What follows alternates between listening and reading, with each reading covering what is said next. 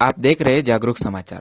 हमारा मकसद है सच को सामने लाना, ताकि समाज को बेहतर बनाने का संघर्ष तेज कर सके, वह अपनी भूमिका निभा सके। जागरूक समाचार में आपका स्वागत है। आज हम इजरायली जनता द्वारा नेतन्याहू सरकार के विरुद्ध प्रदर्शन की बात करेंगे। भारत में किसान आंदोलन की बात करेंगे। हमारे क्षेत्र में हुए पंचायती राज चुनाव और उसके बाद के घटनाक्रम की बात करेंगे तथा मजदूर हक संगठन द्वारा किसानों के पक्ष में निकाले गए जुलूस की बात करेंगे। हम बताएंगे कि राष्ट्रीय राजमार्ग निर्माण के नाम पर पहाड़, नदियों और आबादियों को कैसे बर्बाद किया जा रहा है। पिछले सप्ताह इजराइल की जनता ने तेल अवीव, यरूशलेम, टैफा, कैसेरी जैसे शहरों में जुलूस निकालकर नेतन्याहू सरकार का विरोध किया।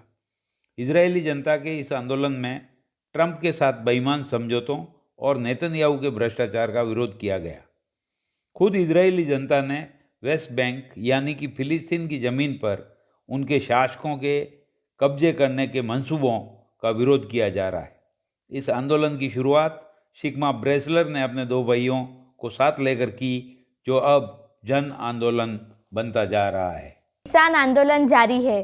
11 किसानों की आंदोलन में ही मौत हो चुकी है। एक किसान संत आत्महत्या भी कर चुके हैं। पूरे देश में अन्नदाता किसान गुस्से में हैं। मजदूर, कर्मचारी, बुद्धिजीवी और आम जन किसानों के समर्थन में हैं।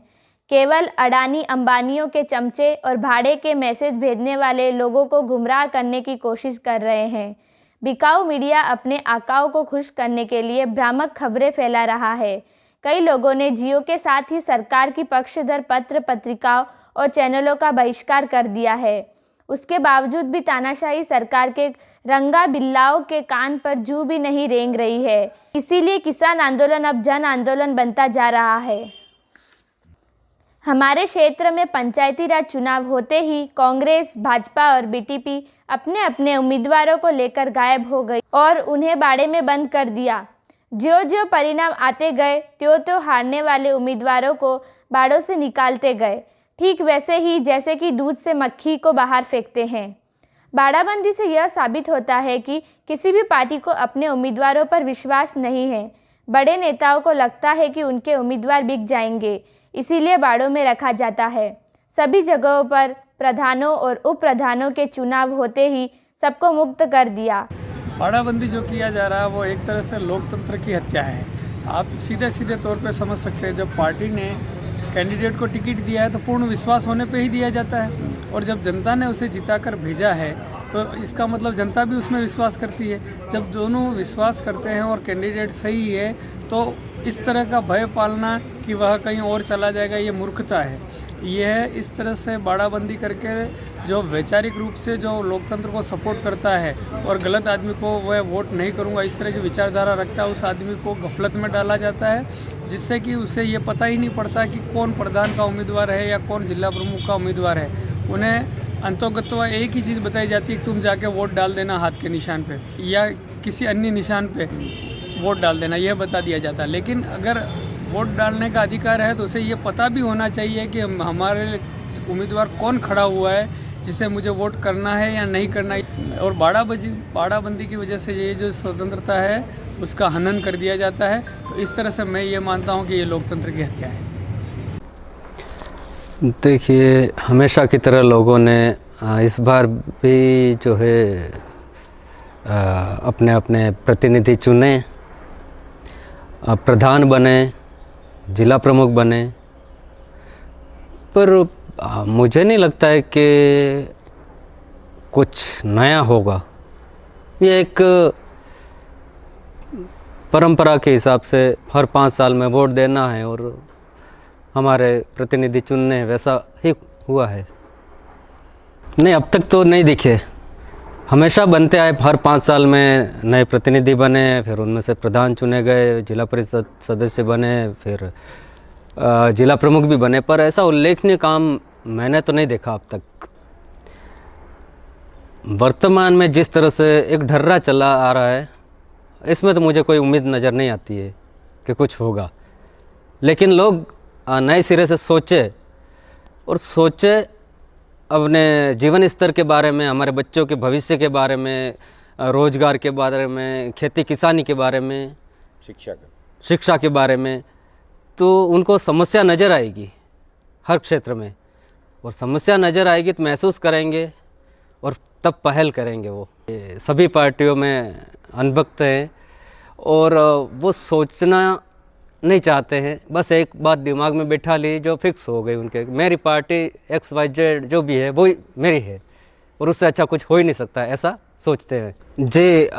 जितने भी पार्टियां हैं, राजनीतिक पार्टियां हैं, तो उतने ही उनके समर्थक होंगे, तो स्वाभाविक रूप से फूट तो बनती है। लोग एक मंच पर नहीं आ पाते हैं, सब अपनी अपनी पार्टी की बात करते हैं और यहाँ तक कि लड़ाई झगड़े तक पे उतर आते हैं। ये पार्टियों से तो कोई उम्मीद नहीं है और एकता होने ही नहीं देंगे, जितनी पार्टियाँ उतनी गुटबाजियाँ। मजदूर हक संगठन और जनवादी मजदूर यूनियन ने देश में आंदोलन कर रहे किसानों के समर्थन में जुलूस निकाला और खेरवाड़ा तथा केसरिया जी में प्रदर्शन किया। हम देश भर के किसानों के साथ, उनके आंदोलन के साथ हैं और इसलिए साथ हैं कि ये जो 3 कानून बने हैं, ये कानून न सिर्फ किसान विरोधी है बल्कि मज़दूर और आम जनता के भी खिलाफ़ है और इससे पूरे देश की जनता की हालत ख़राब होगी।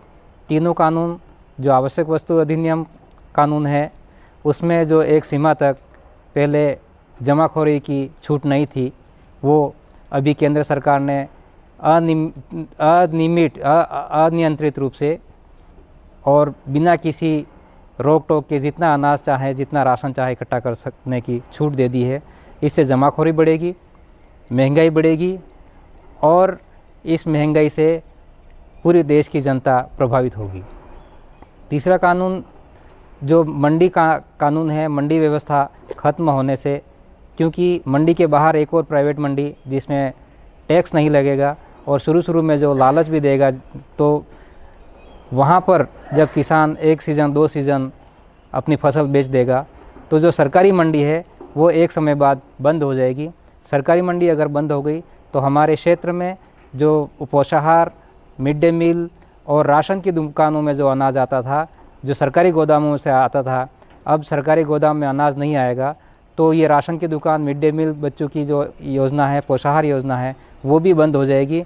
इससे जो थोड़ी बहुत राहत गरीबों को मिलती थी वो भी नहीं मिलेगी। ये सारे कानून जो है किसान विरोधी नहीं, आम जनता और मजदूर किसान विरोधी है। देश के कोने कोने से जिस तरह से किसान दिल्ली की तरफ बढ़ रहे हैं, अपने मवेशियों के साथ बढ़ रहे हैं, अपने पूरी साजो सामान, खाने के सामान, 6 महीने के राशन और ओढ़ने बिछाने के सामान के साथ, पूरी तैयारी के साथ जो दिल्ली की तरफ बढ़ रहे हैं और पीछे उनके परिवार के लोग सामूहिक रूप से सभी किसानों की एक दूसरे की मदद कर रहे हैं, एक दूसरे के और जहां वो है वहां पर पीछे भी प्रदर्शन हो रहे हैं और बाकी आगे दिल्ली की तरफ भी बढ़ रहे हैं। इसलिए ऐसा लगता है कि इस बार किसान जीत कर ही वापस लौटेगा। झाड़ोल से खोखरा बॉर्डर होते हुए गुजरात जाने वाले हाईवे का निर्माण जारी है। ऐसे निर्माण में न नदियों को देखा जा रहा है, न पहाड़ों को देखा जा रहा है, न ही जमीन और निवास को बख्शा जा रहा है। ऐसा ही एक मामला कन्हैया लाल नामक किसान का है, जिन्होंने 30 साल में पहाड़ी जमीन और उपजाऊ बनाया, घर बनाया और अब बुलडोज़र चलने वाला है। कान्हा महाराज को मुआवजा भी नहीं मिला है तथा घर हटाने के लिए मजदूरी तक के पैसे नहीं है। आश्चर्यजनक ये है कि ऐसी बर्बादी के विरोध में न कांग्रेस बोल रही है, न बीजेपी बोल रही है, न ही बीटीपी ने कोई आवाज़ उठाई है। सुनिए किसान का दर्द। एसडीओ साहब ने, मैं रिपोर्ट लेके पेश हुआ तो एसडीओ साहब ने साइन भी की, सब कुछ किया, लेकिन ये वन विभाग में है तो इसके ज़मीन के पैसे नहीं मिलेंगे और आपके मकान के और ट्यूबवेल के तो सरकार की रूल से मिल जाएगा, यूँ करके साइन भी की। हाईवे वाले के पास भेजा तो रूबरू उसको रिपोर्ट दी, वो मेरे को लेकर वापस एसडीओ साहब के पास पहुँचा। तो एसडीओ साहब ने उसको भी बोला कि भाई आपको मुआवजा देने के लिए कभी से कह रखा है, तो आप ये देरी क्यों कर रहे हो। मैं यहाँ 35 साल हो गए रहते रहते, तो पैसे डाले नहीं, मैं हटाऊँ भी कैसे। अगर घर हटा लो तो पूरा ख़त्म हो जाएगा, तो वो फिर पैसे डालेंगे, वो चक्कर कटवाएंगे, झाड़ो लाओ और कई सारे के ये हाईवे में ज़मीन के ये मकान के हैं, उसके अभी तक घोटाला है ही है। ऑब्जेक्शन भी कर रहे हैं लेकिन वो कोई नहीं, वो मिले हुए हैं कहीं से। ये चक्कर हो गया है। अगर आपको हमारी वीडियो पसंद आई और लाइक कीजिए, शेयर कीजिए और हमारे चैनल को सब्सक्राइब जरूर करें। कमेंट करके हमको ज़रूर बताएं और बेल आइकन को दबाना ना भूलें। अगर आप हमारे चैनल के साथ जुड़ना चाहते हो तो व्हाट्सएप नंबर है हमारा 9352509395। इस पे मैसेज अवश्य करें। Thank you.